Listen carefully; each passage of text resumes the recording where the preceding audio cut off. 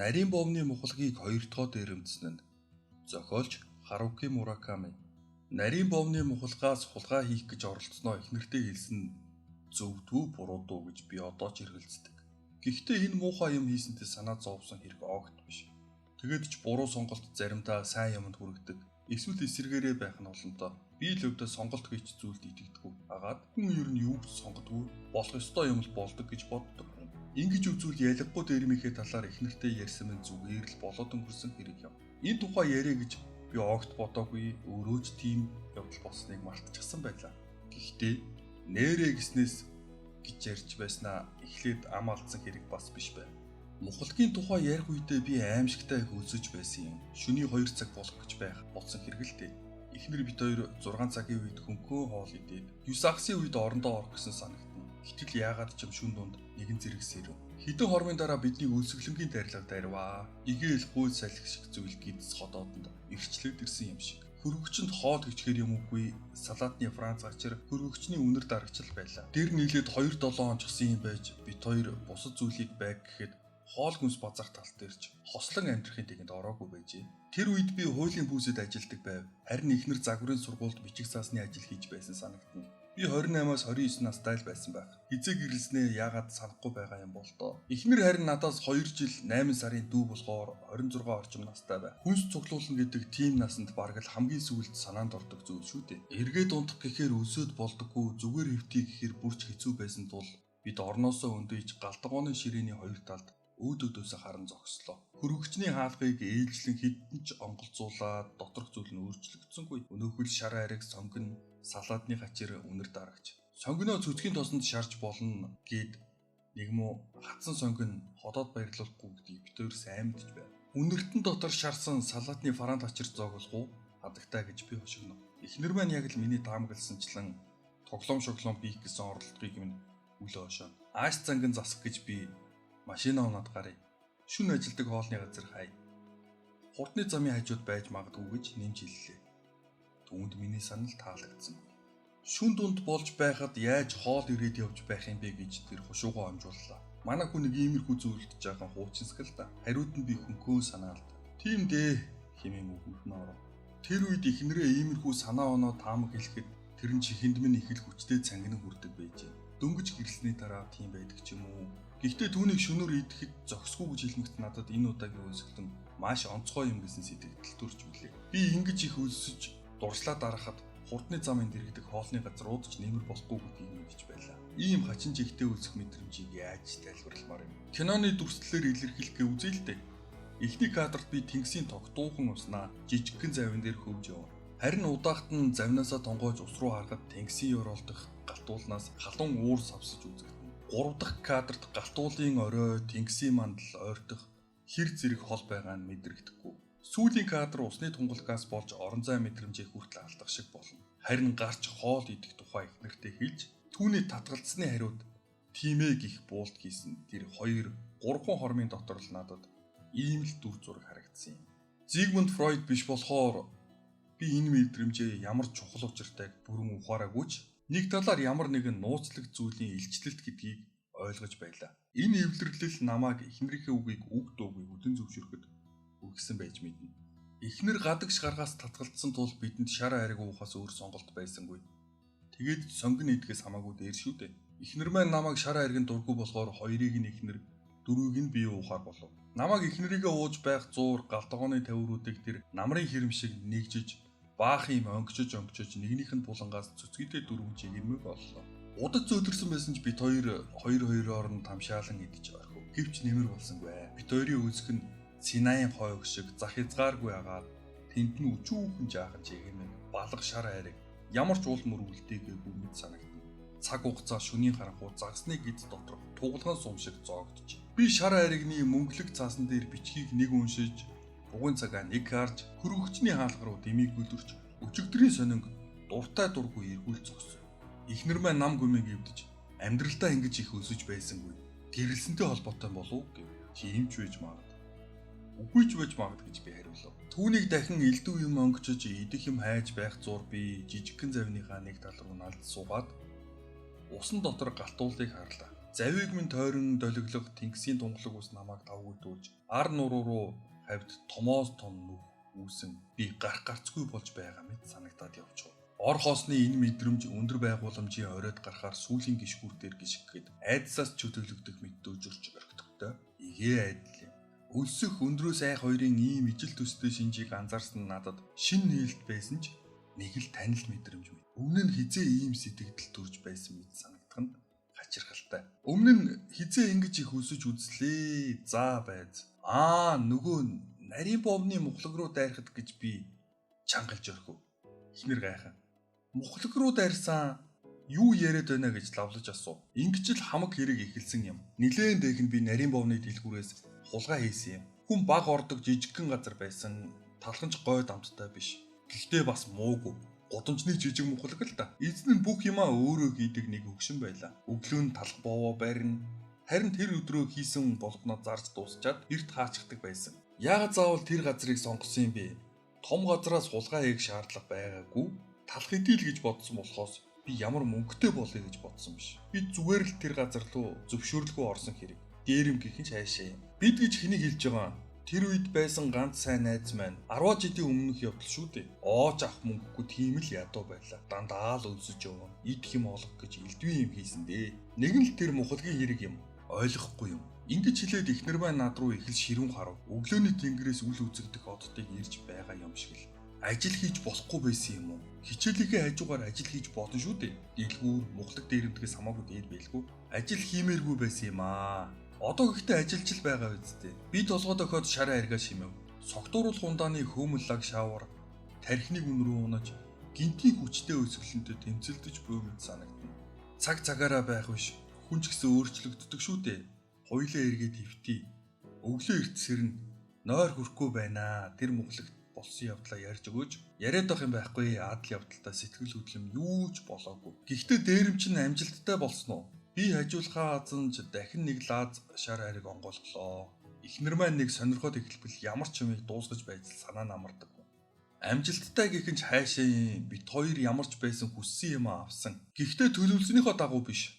Талхаа уулгаалаад гарах юм байх гэж байтал мухлагийн эзэн ирээд бит хоёрт зүгээр өгчихсөн юм. Үнгүй юу? Яг ч үнгүй биш ээ. Тэгээд л бүтлгүүцсэн гэд байгаа юм. Мухлагийн эзэн сонгодог хөгжмийн хорхоотон байсан. Бит хоёрыг очих үед Вагнерийн удирдлагыг сонсож байсан. Тэгээд бит хоёрт болцол тавьсан. Вагнерийн бензийг бүхлээрээ сонсвол хүссэн хэмжээгээрээ талхавч болно гэж.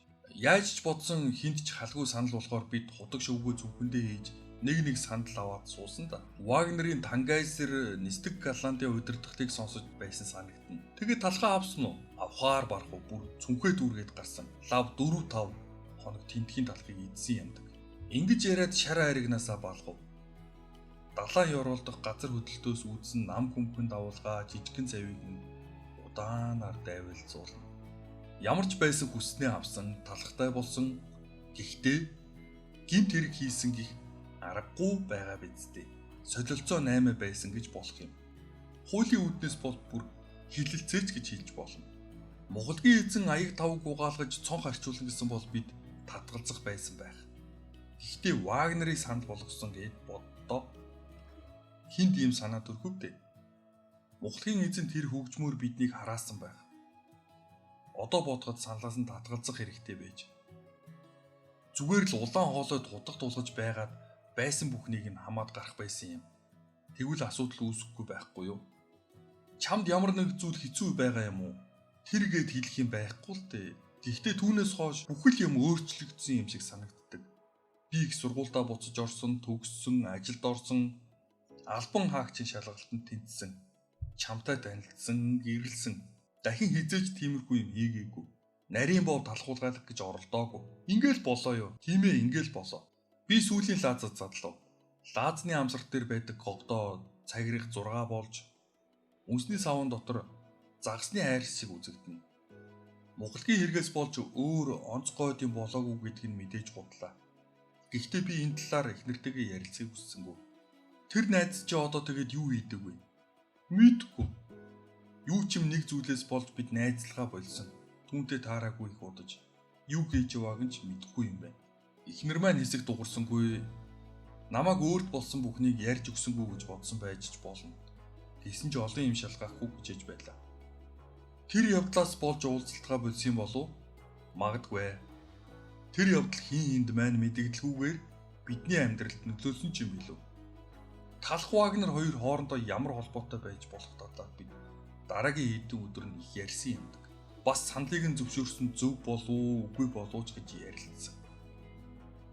Гэхдээ эцсийн дүгнэлтэнд хүрч чадаагүй л дээ. Бүгд хүснээ авсан болохоор зөв шийдвэр гаргасан юм шиг. Монголын эзэн яагаад тийм хачин санал тавьсныг мэдгүй ч ямар ч байсан биднийг Вагнераар синхруулж дөнгөсөн. Бид ч талхаа авсан гэсэн ч тэр алдаа байсан юм шиг санагдаад байдаг юм. Шийдэгдээгүй, тайлагдаагүй тэр алдаа бидний амьдралд сүүдрээ тусгаадж байгаа юм билүү. Тэгээд л би хараал гэд байгаа юм. Тэр хараал одоо ч гэсэн үйлчилж байгаа болов. Эхнэрээ ингэж асуух үед би үнсний савнд гогдоо цагиргуудыг араас нь тавьж тойрог үүсгэж суулаа.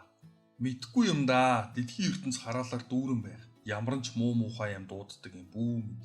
Гэхдээ чи л хараал гэж бодож байгаагаараа үгүй их ёстой биз дээ. Үгүй бол чамайг үхэн өгтөл чинь шаналга бол яа. Ганц чамайг ч биш. Намайг ч гэсэн зовоон шүү дээ. Чамаагүй. Одоо би чиний хамгийн сайн найз болсон. Тийм биз. Ер нь чи бид хоёр яагаад ингэж их өсөд байна гэж чи бодож байна. Би хизээч ингэж их өсөж үзээгүй. Чамтай гэрлээд ийм юм мэдэрч байна. Чамд хачин санагдахгүй байна уу? Чамд тулсан хараал надад ч гэсэн үйлчилж байгаа болов. Би юу гэхээ мэдсэнгүү тойруулан засан цагираг төмөрнүүдээ би буцаагаад үнсний савнд хийлээ. Түүний зөв үгүйг мэдгүй ч ямар нэгэн зүйл хэлэх гээд байгааг нь гадарлаа. Дахиад л тэсгийн аргагүй өсөж толгоо өвдөх шиг боллоо. Гидэс ходоодны минь бүхэл өвчин зовир тархины цөм рүү цахилгаан утсаар дамжигдсан хурж бие махбодод минь хизээ мүдгүй эвдэрч гээд байгаа. Онсон төхөөрөмж мэт санаг. Би дахиад л усан дотор галтуулаа харлаа. Тэнгисийн ус бүр тунгалагшиж ойртож харахаас нааш галтуул байгаа үгүй нь мэддэгдэргүй болжээ. Завийг минь тогтоох юу ч байхгүй. Агаар дэлхий хүүд байгаа мэт санагдаж Тэнгисийн оролын чулуу бүр хурж үзмээр ойрхон санагдана. Хоёулаа хамт амьдраад 2-7 хоног байна. Гэтэл надад юуных нь мэддэхгүй нэг л хачин төрөх байдал мэддэхэд байна. Над руу игцэн харж ингэж хэлэхдээ эхнэр маань ширээн дээр 2 гараа тавьжээ. Харин одоо учрыг нь оллоо. Чамд хараал хүрсэн байж. Юун төрөх байдал билээ? Олон жил угаагаагүй хүнд тоос дарсан зузаан хөшиг тааснаас өлгөөтэй байх шиг санагдаад байдаг юм. Хараал биш ч байж магадгүй шүү дээ. Надад л тийг санагдсан юм билүү. Би ингэж хэлээд инээмсэглэв. Харин тэр хариу инээмсэглсэнгүй. Зөвхөн чамд тэгж санагдсан хэрэг биш байхаа. За яг гоо чиний зөв болог. Үнэхээр хараал байжээ гэж бодъё. Тэгвэл яах ёстой вэ? Дахиад нэг нарийн бовны мухлаг дээрэмдээ. Яг одоо өөр арга байхгүй. Одоо юу тийм ээ. Хоёлаа их өсөж байгаа биз дээ. Дутуу орхисон юм а чи гүйцэх хэрэгтэй. Гэхдээ одоо шүн дунд болж байна. Онгорхоо газар байгаа болов?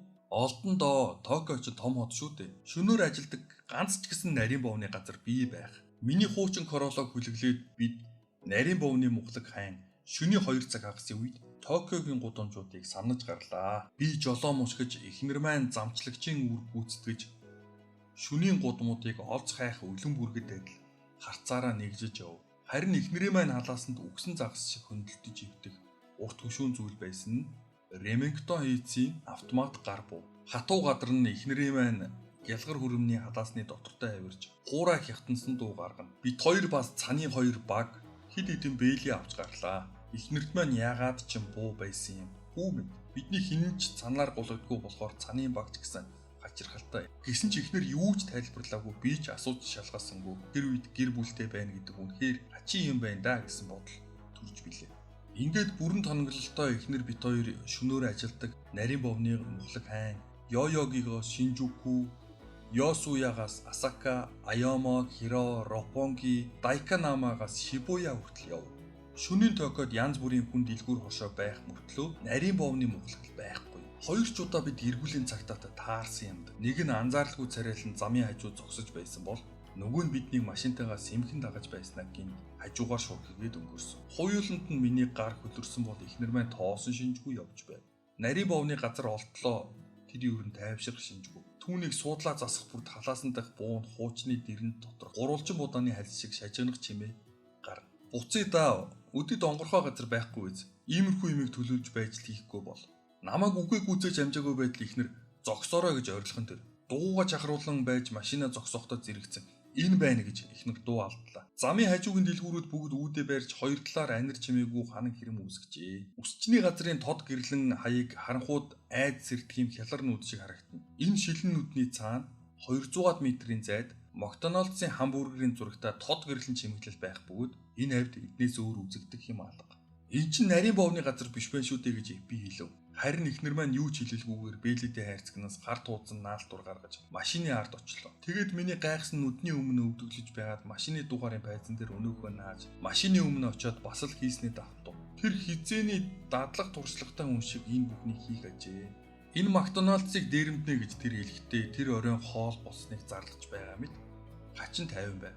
Макдоналдс чинь нарийн боовны мухлаг биш. Ялгаа юу байна? Чи жаах уян хатан байл та. Алив явъя. Машина Макдоналдсын зогсоол дээр тавиад буудал ихнэр даавууд ороосон буус харвэ. Энэ яваа насандаа би бууны гохон дээр дарж үзээгүй гэж намайг эсэргүүцлээ илэрхийлэхэд ихнэр заавал буудах албагүй штэ. Зүгээр барьж бай. Миний хэлснийг л хий. Макдоналдс тавтаа морил гэж хэлэнгүүт л багаа зүнш ойлгов.